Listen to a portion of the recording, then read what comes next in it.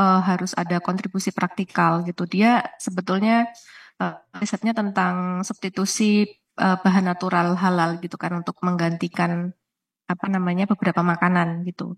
Nah, tapi memang risetnya memang itu berdasarkan kebutuhan gitu. Jadi setelah hasilnya selesai itu bisa langsung diaplikasikan di perusahaan seperti itu. Jadi sudah ada perusahaan yang menunggu hasil risetnya. Nah, itu harus jadi kekuatan sih menurut saya. Jadi kalau nanti Mbak Tuti bisa mencari satu aja evidence gitu, anda bisa sebutkan misalnya di daerah mana atau desa apa gitu yang memang sedang mengembangkan anggrek gitu dan memang sedang menunggu hasil risetnya itu nilai Iya, tambah iya, sih nilai betul. plus gitu. Itu menurut saya. Kalau sudah S3 kan apalagi di scientific science gitu kan, itu pasti yang harusnya yang paling ditunggu hasil praktikalnya, practical contribution-nya gitu. Kemudian ini eh saya nggak tahu itu nanti akan ini nggak ya sis apa namanya akan menjadi pertimbangan nggak kalau eh kita langsung state tujuannya itu memang langsung pengen jadi profesor gitu. Karena kalau di Indonesia agak mustahil karena kita tidak mengaku profesor praktisi itu masalahnya. Jadi mungkin reviewer akan mikir ini anak halu nggak ya gitu. Mungkin Dia belum punya pengalaman dosen kan even iya belum betul start betul. Mungkin sebagai tadi cara CPNS tapi cara iya, mungkin cara membahasakannya aja ya. Tadi bisa kemukakan menjadi dosen dan akan tetap mm-mm. konsisten menjadi dosen hingga nanti sampai menjadi profesor begitu. Mm-mm, mm-mm, mungkin Jadi seperti jangan itu bilang ya. tadi kan seperti ada dua karir yang disampaikan ya, ingin jadi Mm-mm, dosen dan jadi seperti profesor gitu. ya padahal Seolah-olah profesor itu itu apply. Iya, iya, iya profesor itu jenjang karir dosen. Jenjang iya. karir berarti ada karir yang pendek gitu, Hmm. karir yang rendah dan itu dimulai start dari pertama kali menjadi dosen. Sebetulnya itu nggak hanya PNS ya. Jadi non Hmm. PNS pun bisa jadi profesor. Di Indonesia ya, Bisa tapi di tadi Indonesia. Heeh. Nah, saya nggak tahu juga sih apakah itu juga matters. Dosennya harus PNS banget. Kenapa sih harus PNS? Jangan-jangan ada pertanyaan gitu. iya itu nah itu Ya. juga mungkin nanti perlu dipertimbangkan ya karena kan Heeh. apply PNS Kenapa itu kan nggak dosen aja gitu kan? iya. Dosen peneliti mungkin seperti itu. Mungkin bilang Kenapa nanti harus dosen aja, PNS? salah satunya nanti akan Heeh. berusaha lewat jalur PNS gitu. Ya. Heeh. Karena juga kampus-kampus swasta itu juga kontribusi di Indonesia juga ditunggu-tunggu loh sama pemerintah gitu. Nggak cuma Betul. kalau PNS itu ibaratnya Anda mengharapkan hidup dari negara, Negara. tapi tidak berkontribusi, Betul. tidak berkontribusi ke negara, ya kan? Jadi Nah, nggak usah, menurut saya nggak usah di stat dosen PNS itu, dosen betul. aja, baik itu Dosen aja. PNS maupun non PNS gitu. Jadi meskipun ada berarti kalau PNS, kalau Anda nggak keterima CPNS, Anda nggak mau jadi dosen kan? Bisa saja reviewer akan menilai seperti itu. Iya, betul, betul. Mungkin Hmm. kalimat PNS tadi bisa dijabarkan kepada misalnya bagaimana langkah menjadi dosen gitu kan kita harus juga punya target konkret ya planning menjadi dosennya gimana nanti anda bisa jelaskan Tuti bisa jelaskan Mm-mm. salah satunya nanti bisa mengikuti seleksi PNS gitu dan juga Mm-mm. bukan hanya terbatas pada itu tapi gitu. Mm-mm. Mm-mm.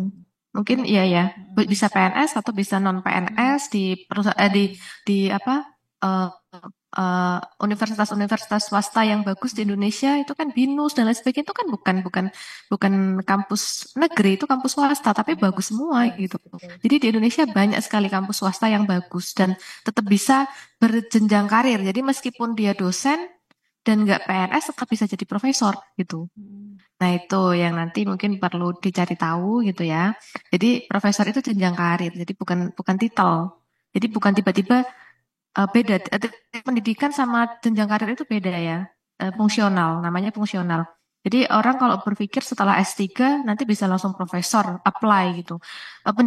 Postdoc-nya ada, tapi postdoc itu akan diterima kalau seseorang sudah sampai ke lektor kepala tadi. Dia punya jenjang karir rektor kepala. Berarti memang eh, tinggal mengumpulkan poin atau satu step lagi untuk menjadi profesor gitu ya. Jadi kalau S3 itu adalah pendidikan S3 itu dokter itu adalah titel tertinggi pendidikan. Profesor itu adalah jenjang karir tertinggi pendidik. Oke, nah itu bedanya itu ya. Jadi kalau orang biasa setelah S3 nggak bisa jadi profesor. Nah, dia harus betul. berjenjang karir sebagai pendidik dulu gitu.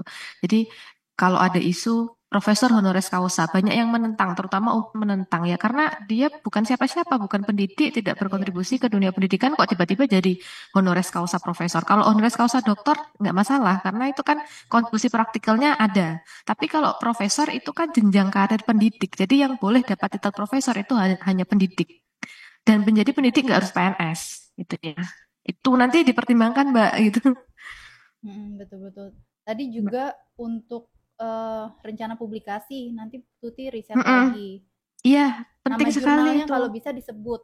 Misalnya Disebutkan. heeh, jurnal-jurnal yang biasa menerima publikasi seperti itu gitu. Jadi kan udah tahu nanti saya akan submit ke sini dan kalau bisa yang internasional ya. Di UGM pun kan S3 harus bereputasi internasional ya risetnya ya. Gitu. Disebutkan Scopus Q berapa, kuartal berapa gitu ya. Jurnal Nah dan itu. beberapa pilihan lain. Uh, kalau sudah yakin dengan tema penelitian sih cukup itu saja. Tapi waktu aku itu ada pertanyaan, misalnya tadi tema penelitiannya ternyata nggak berjalan sesuai rencana, itu apa ada alternatif tema lain gitu, topik lain. Itu mungkin bisa dipertimbangkan kalau ada pertanyaan begitu. Tapi nanti misalnya sudah yakin banget, apalagi tadi kan sudah ada komunikasi dengan supervisor ya, jadi bisa dipastikan aja sih, kayaknya nggak mungkin berubah nih gitu. Tapi di UGM itu sendiri juga supervisornya nanti di SK-kan lagi kan? Tidak sama seperti awal kita menunjuk beliau gitu, bisa jadi bukan beliau gitu. Apa di bioteknologi sudah pasti nanti akan beliau yang menjadi supervisor Tuti. Nah, sepertinya belum tahu juga. Ya, itu kayak S2 kemarin, kita kayak ngajuin boran kan? gitu, terus Jadi nanti ada kemungkinan pertanyaan ini yang aku dapat juga. Misalnya tadi supervisornya tidak setuju dengan topik penelitian kita gitu. Terus kita harus bagaimana gitu. Itu juga pertama nanti jawabannya kita memperkuat bahwa penelitian ini sangat mungkin dilakukan. Tadi udah dilakukan kok di S2 gitu. Jadi pendekatannya bisa seperti itu gitu, meyakinkan dulu. Tapi jika memang benar-benar tidak sejalan dan sesuai, jangan bilang kita akan ngikut arah si supervisor itu, tapi kita mau adjustment beberapa hal. Tapi temanya tetap dia gitu. Karena di level S3 nanti akhirnya yang dilihat adalah ini mahasiswa punya pendirian, punya prinsip, punya keyakinan gitu, bukan prinsip ya, keyakinan terhadap penelitiannya. Itu sih. Apalagi ya? Lalu tadi beberapa pertanyaan Tuti harus cari konkretnya, contoh konkret gitu, jangan mengawang-awang. Misalnya tadi kan apa? Misalnya kalau misalnya menikah nanti mau dibahas sama suami gitu, itu kan itu gimana banyak bingung. Termasuk pendanaan juga. Iya, Saya rasa kalau jawabannya gitu. S3 itu nggak bisa, dia double funding itu nggak bisa. Jadi kalau dia sudah dapat beasiswa S3, beasiswa LPDP, itu akan kesulitan untuk dapat funding riset. Tadi Kecuali misalnya pertanyaannya dia sudah selesai nih, tapi ternyata lebih lama begitu sih. Kan habis tuh biaya beasiswanya. Sisanya harus cari dari mana. Nah, itu juga harus cari tahu ya. Iya, iya. Siapa itu yang angkatan kita yang sama Prof Yuni itu kan juga di lab kan, industri halal, dia lebih ke bioteknologi gitu juga. Jadinya kan. bukan double funding sih, penelitiannya akhirnya Karena pakai nama profesornya. Ya iya, gitu. Tapi dia nggak dapat, tapi karena dia reguler sis, dia memang bukan penerima beasiswa. Nah, UGM itu ini sensitif ke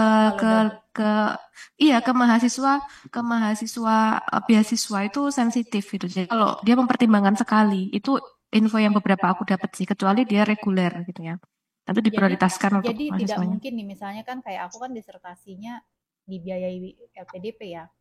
Full gitu. Tapi misalnya karena kamu ada pecahan dari disertasi itu yang nggak bisa dibiayai, lalu aku pakai dana hibah penelitiannya dosen pembimbing aku gitu. Itu mungkin kan sebenarnya? Mungkin, iya mungkin. Ya, nanti di ini aja Mbak Tuti, mungkin dicari tahu ya. funding yang bisa ngasih, misalnya dia regulernya UGM tapi menggunakan nama profesor, atau apa, kalau biomed itu dia kementerian apa gitu misalnya mengajukan proposal kemana, itu tuh harus ini aja di clear, jangan nanti dibahas sama profesor loh, gimana bahasnya gitu kan. Tadi itu tuh jawaban itu nanti saya bahas sama profesor, itu kayaknya nggak perlu di state ya. Jangan jadi kayak nggak yakin nanti Karena kalau nggak berarti yakin. iya Kalau ada profesornya nggak ada kemungkinan gimana? ada Gitu. kemungkinan risetnya berhenti gitu kan. Ya. Atau bisa jawab tadi, LPDP kan ngasih dana sekitar segini, 60 juta misalnya, sebut aja angkanya. Setelah saya hitung-hitung gitu, riset rencana penelitian saya berdasarkan kebutuhan bahan dan lain-lain, ini sangat cukup gitu. Nah, lalu juga sampaikan bahwa bisa ini untuk penguat ya. Saya akan selesai studi 4 tahun karena gitu. Misalnya ada SK kalau di kita di PIH itu ada SK bahwa minimal studi 3 tahun ya. Jadi karena ada SK itu artinya prodi mendukung bahwa mahasiswa ini paling enggak 3 tahun itu harus sudah lulus gitu. Jadi itu bisa buat penguat jawaban tadi kalau jadi nggak mungkin kasih jawaban ke LPDP nggak mungkin saya lebih dari 4 tahun gitu. Walaupun nanti ada jawaban juga, tapi misalnya seperti itu, saya akan mencari funding yang lain. Tapi di awal itu selalu kasih keyakinan, baru nanti kasih alternatif gitu tuh. Jangan bingung dulu, baru nanti begini gitu. Jadi kasih keyakinan dulu, mau ngapain, baru nanti alternatifnya gitu. Termasuk misalnya ditanya begini, ada temen aku yang ditanya, kan Tuti kan apply langsung di UGM ya, udah dapet LOA. Ada yang ditanya, kalau misalnya ternyata potensi penelitiannya bagus dan LPDP nawarin nih buat S3-nya ke luar negeri, gimana kalau kayak gitu? Gitu. Itu misalnya nanti ada pertanyaan begitu pun Tuti jawab pertama meyakinkan dulu, oh UGM ini pun udah bagus setara dengan kampus-kampus di luar negeri untuk prodi ini bla bla bla, tapi baru belakangnya kasih alternatif. Tapi misalkan dari LPDP ada tawaran seperti itu, mungkin akan saya pertimbangkan dengan alasan bla bla bla. Harus misalnya apa alasan Tuti itu harus dijabarin juga sih dengan alasan bla bla bla. Misalnya saya bisa tetap menjaga Tuti tujuannya mau di dalam negeri apa tadi dipertimbangkan gitu. Tuh misalnya apa ya? Kalau aku mungkin misalnya saya karena aku udah berkeluarga kan tujuannya karena di dalam negeri karena aku udah punya keluarga. Misalnya kalau ditawarkan yakinin dulu nih tetap di UGM, tapi misalnya pun ditawarkan, saya mungkin akan mempertimbangkan terutama jika misalnya LPDP bisa tetap mensuplai nggak mungkin ya memprovide keluarga. Tapi iya loh S3 itu diprovide loh keluarga gitu. Benar-benar. Gitu. Kalau misalnya menikah di pertengahan itu juga nggak Mbak? Ya nggak apa-apa, jawab aja namanya juga menikah dapat jodoh. Ya, realistis aja. Jawabnya jangan saya akan menunda nikah itu nggak realistis. Jawabnya realistis aja. Saya tidak akan jatuh cinta itu nggak realistis. Iya itu nggak realistis. Seperti itu pertanyaan. Gimana kalau di tengah-tengah Anda hamil? Ayo. Itu kan nggak ada. Saya nggak akan hamil kan nggak realistis. Iya. Misalnya udah nikah nih tapi Anda hamil terus harus fokus ke anak ya. Jawab aja realistis gitu. Tapi nanti kasih apa ya alternatif atau kasih data dukung gitu. Kalau bisa data dukung deh sih. Bahwa banyak ibu hamil yang tetap bisa lulus atau bahwa sekarang pembelajaran bisa online walaupun saya sambil ngasuh anak bisa gitu. Tadi tuh sempat ini juga sih Mbak Tuti banyak yang menjawab nanti akan kita diskusikan, nanti akan saya pertimbangkan. Nah, itu dikurangin. Jadi kalau nanti ada pertanyaan gimana kalau Anda menikah terus punya anak. Saya sudah bicarakan dengan keluarga, hanya keluarga besar saya dan orang tua siap mensupport, siap menjaga untuk sementara anak saya supaya saya lebih fokus belajar. Nah, jadi alternatifnya tuh yang lebih real gitu, yang kira-kira bisa diterima. Tapi kurang-kurangnya kalau bisa jangan. Nanti akan saya diskusikan, nanti akan saya pikirkan itu jangan pakai itu gitu. Betul. Atau ya misalnya sudah dapat jodoh, ya sejak awal menikah jodoh saya pasti sudah tahu bahwa saya sedang studi S3 gitu. Jadi sejak awal akan saya pastikan bahwa studi saya tidak akan menghalangi kewajiban saya sebagai istri gitu misalnya ya kan. Jadi meyakinkan lah jangan ada keraguan-raguan gitu. Full keyakinan, gas terus. Walaupun mungkin nanti udahnya apa benar bisa begitu gitu. Tapi yang penting jawabannya harus 100% very sure gitu. Itu sih.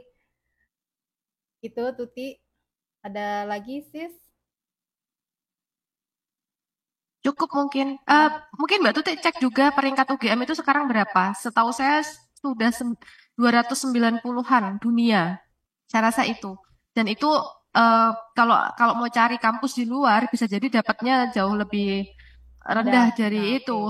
Karena kalau untuk dapat yang 100 terbesar itu tuh IELTS-nya harus 7 ya. Dan itu mungkin butuh waktu bertahun-tahun untuk bisa dapat skor itu. Nah, itu juga pertimbangan-pertimbangan yang misalnya nanti bisa jadi jawaban. Gimana kalau ditawarin kalau kenapa nggak keluar negeri gitu. Betul, iya. Setahu saya 290-an. Udah Nanti cukup bagus. dicek aja Mbak Tuti. Mungkin juga bisa perbandingan universitas lain yang menawarkan prodi sejenis di Indonesia. Misalnya ada beberapa, tapi jabarkan bahwa UGM ini yang terbaik di bidang